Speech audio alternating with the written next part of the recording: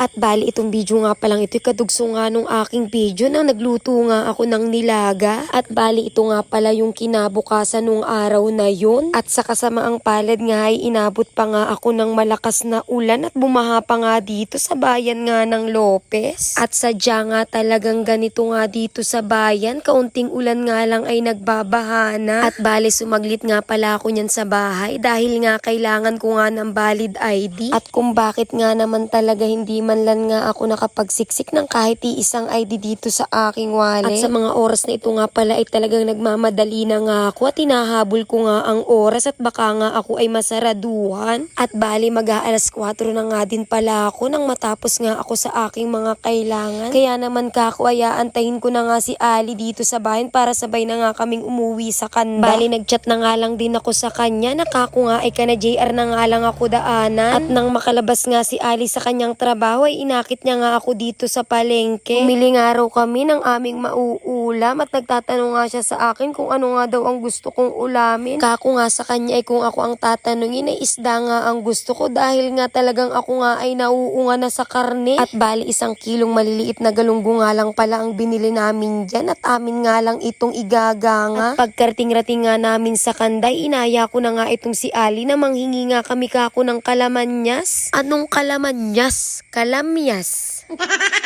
At syempre, nagpasama nga lang pala kami nga sa pangunguha niyang kalamyas na yan sa kaibigan nga namin dahil nga mataas nga yung puno. At napasobra nga ata itong nakuha naming kalamyas dahil nga pinaugug ko nga ito kay Dado kaya naman ito ay mga nanlaglag. At pagkatapos ay ito namang pambalot nga sa isda ang aking kinuha dahil nga maliliit nga ang ating isdang nabili kaya nga kailangan talaga natin ng pambalot. At ang hinahanap ko nga talaga ay dahon ng saging pero malayo nga raw ang dahon ng saging kaya sabi nga ng kapatid ni Ali ay dahon na nga lang daw ng kakao. At noong una nga ay hindi nga talaga ako naniniwala na pwede nga itong ibalot sa ginangang isda. Pero naniwala na nga din ako nung bandang huli dahil nga nag-promise naman siya na hindi nga raw naman nakakalazon.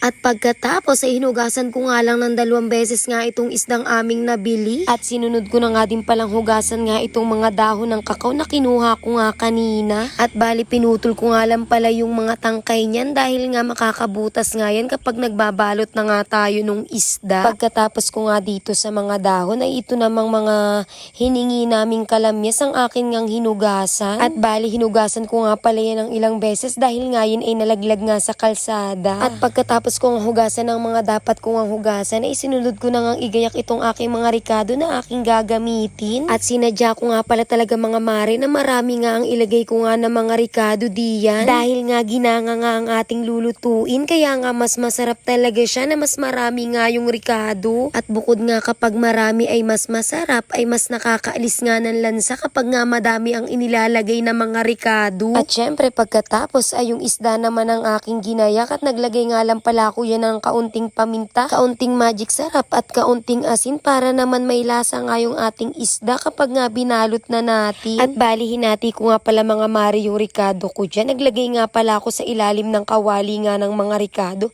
at mamaya ay maglalagay nga din ako sa ibabaw. At pagkatapos ay nagsimula na nga akong magbalot ng isda. At bakit nga ba kailangan nga nating ibalot ang mga ito? Dahil nga para maiwasan nating maglasog-lasog nga itong ating mga isda. At bukod nga doon ay para nga hindi masyadong mahirap kapag nga kukuhain na natin ito sa kawali. At yaan na nga yung sinasabi ko sa inyo na maglalagay nga din ako sa ibabaw ng mga ricado. Para naman talagang ilalim at ibabaw ay talagang lasang-lasa nga itong ating mga ricados. At nang matapos ko ngang igayak itong ating igaganga ay binuksan ko na nga din itong kalan para naman maisalang ko na nga itong aking lulutuin. At bali naglagay nga lang pala din ako dyan ng 1 tasang tubig. At pagkatapos ay tinakpan ko nga muna at ito namang mga ginamit ko ang aking inintindi. At hinugasan ko nga lang muna saglit itong akin ngang mga ginamit dahil nga maliit nga itong kusina ni Ali. Hindi nga pwede na hindi agad maghuhugas. At bigla ko nga talagang naaalala na may nakalimutan nga akong ilagay dito nga sa ating ginanga. Kaya naman pagkatapos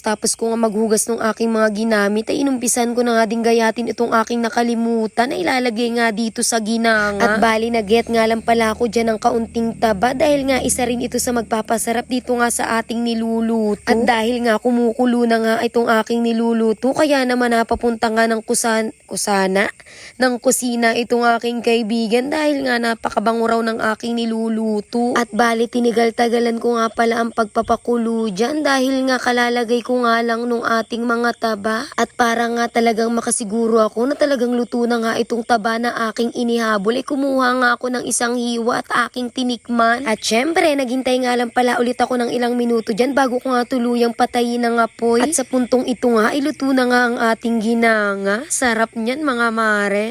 At ito nga talaga yung sinasabi kong ulam na kahit nga ipaulit-ulit mo sa akin ay hindi nga ako magsasawa. At ewan ko nga ba talaga dahil nga talagang paborito ko nga talaga ang mga ginangang isda. At kung papipiliin nga ako kung prito o ginangang isda ay for the go. Sa ginangang isda talaga ako malalason mga mare. Parehas na parehas nga talaga kami ni Ali na parehas nga naming gusto ang mga ganitong klase ng pagkain. Dahil na nga din siguro parehas nga kaming anak ng magsasaka, ganon. Basta masaya ako sa ganitong mga ulam kaya kain tayo mga mare.